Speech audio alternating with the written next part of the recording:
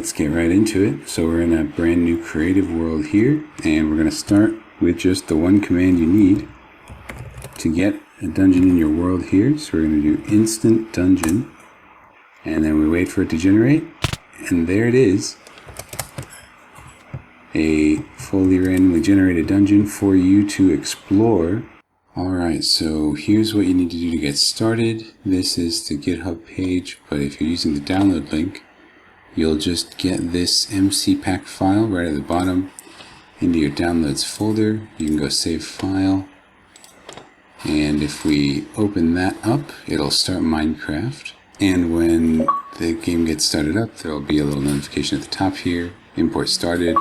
Successfully imported random dungeon. So you can then go to create a new world. Just make sure you're in creative so you can use commands, and then go down to behavior packs here, click there, go to my packs and random dungeon, click activate and continue, and there it's in the active section, so you can go ahead and go to create. And now that we're here in the world, function instant dungeon, hit enter, and it gets a little bit slow sometimes, and there we go. The dungeon is loaded into the world, and that's all you need to do to get started.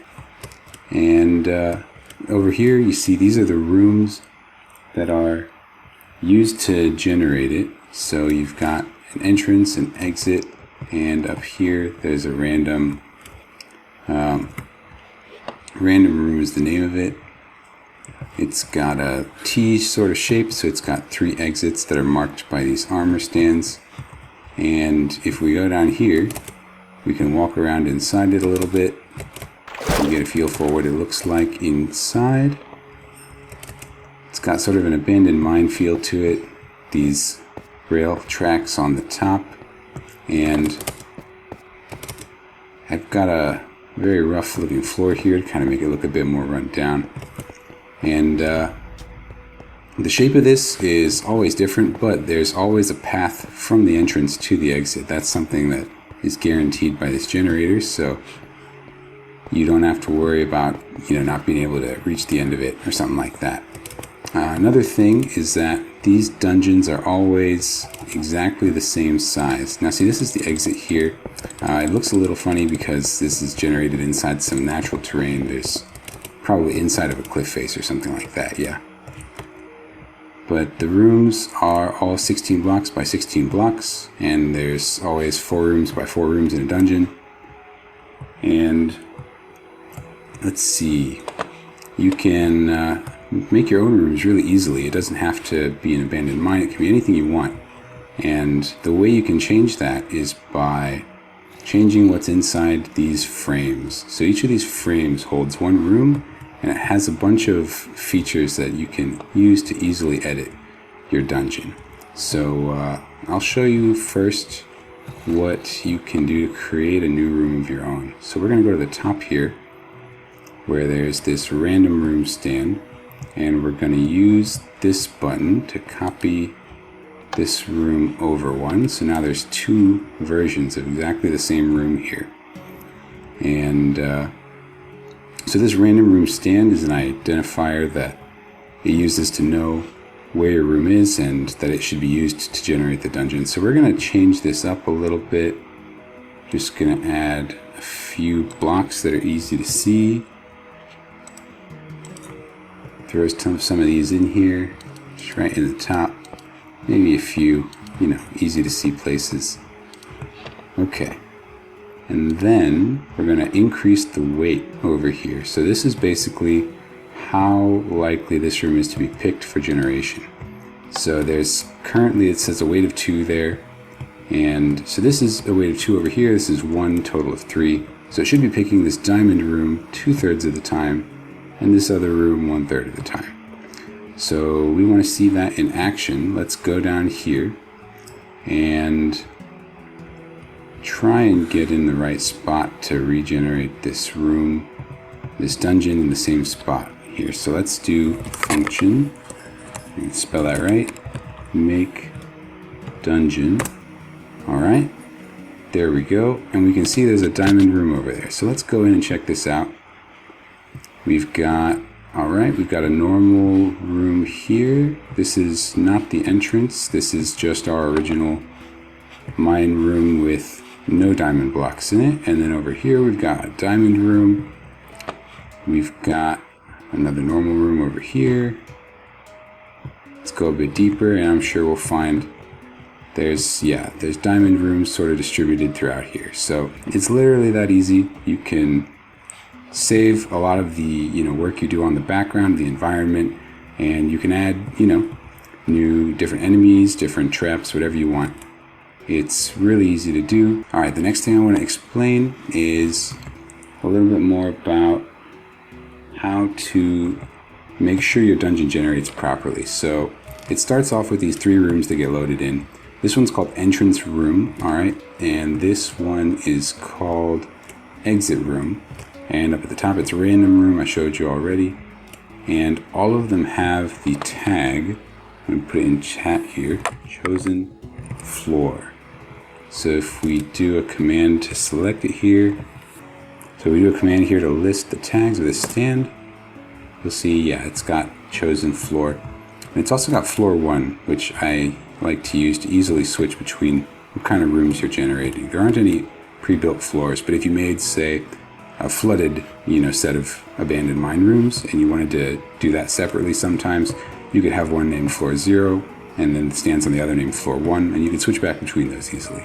Alright, so your dungeon needs to have an entrance and exit and some random rooms to generate properly, otherwise it's not gonna know where to start, it's not gonna know where to end, it just won't work.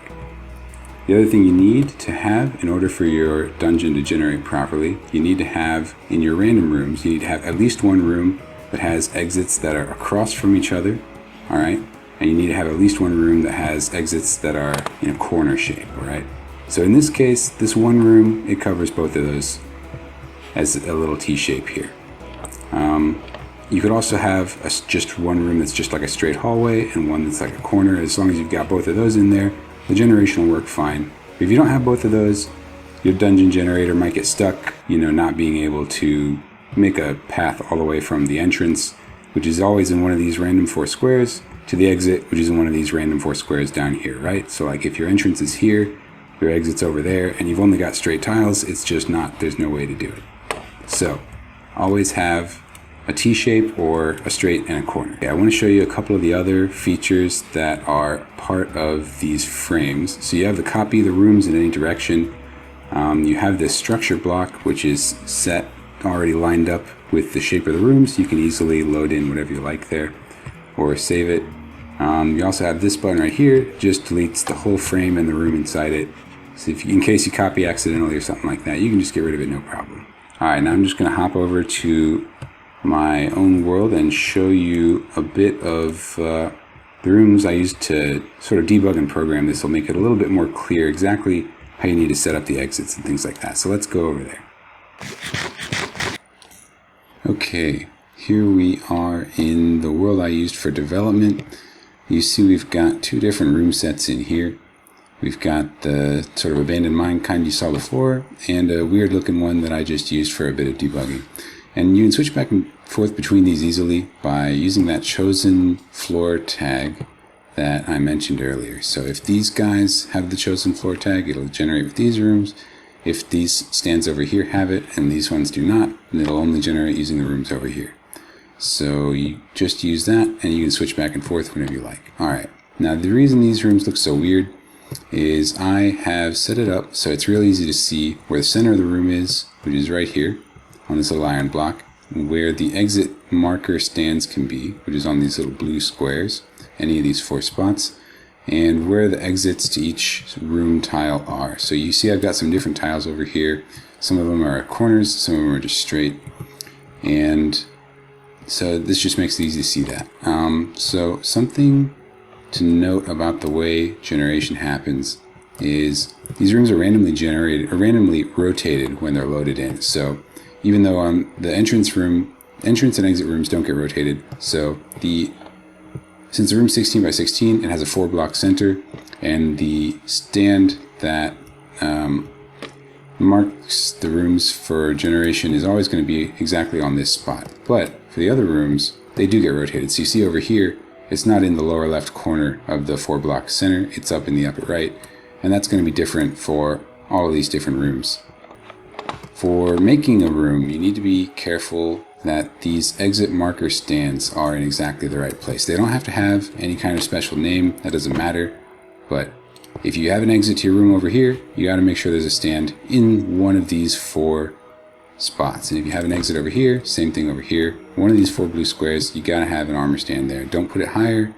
You can't put it lower because this is the bottom of the room. But yeah, those are how the dungeon tells how the rooms can connect together. So if you put these in the wrong spots, basically you're not going to have a path that goes all the way from the start all the way to the end like this. And that's something you want, so do that. Alright, at the end here I just wanted to talk a little bit about the technical details of how it generates a dungeon. It's going to be a bit of a high-level overview. If you want specific details, you can check out the code. I've added lots of comments, so it should be really easy to read. And you can always ask me questions. I'll be happy to tell you whatever you want to know. But so the first thing it does is it spawns the entrance room at one of these 4 spots at the bottom. And every time it spawns a room, then it generates stands out from the exits out 16 blocks so that they go into the spots where the next room should be. So for the entrance room, it's got an exit on all of the 4 sides, so it generates stands out 16 blocks in each direction. And at each of those stands, it'll try and generate a new room if it's in bounds of this, the 64 by 64 area the dungeon generates in. And it tries to generate a new room, tries a random rotation. If it connects back to an existing room, then it'll keep it. And if it doesn't, then it'll pick a new rotation and maybe a new room tile and try and generate again. And until there's an exit room generated, it doesn't allow any dead ends to be created. So it'll regenerate the rooms a lot as it's trying to make sure everything connects. Which is why it's important to make sure you have a corner and a straight, at least in the same tile or just in 2 different tiles, to make sure that a path will be properly generated. So for generating the exit room, it does that when a room's exit stand crosses the positive X boundary over there at the top, and then it replaces the room that generated that stand with the exit room that you've put in your room set that you have labeled with the exit room stand name. And then once that exit room is generated, any paths that haven't finished generating yet will finish up. They'll be allowed to dead end after that point because, the exit room is generated, so there's definitely a path to it already. So it's okay if there are dead ends after that. And all the other rooms in the dungeon are just filled in randomly. They don't have to connect any rooms that haven't been hit yet. They might end up connecting just coincidentally, or they might just be hanging around, and maybe you could get there with like TNT or something like that. Yeah, that's all I wanted to show you today. So the download link is in the description. Definitely give this a try, and I'd love to see any cool dungeons that you create with this. So download it now and show me what you can do. All right, thank you for watching, and goodbye.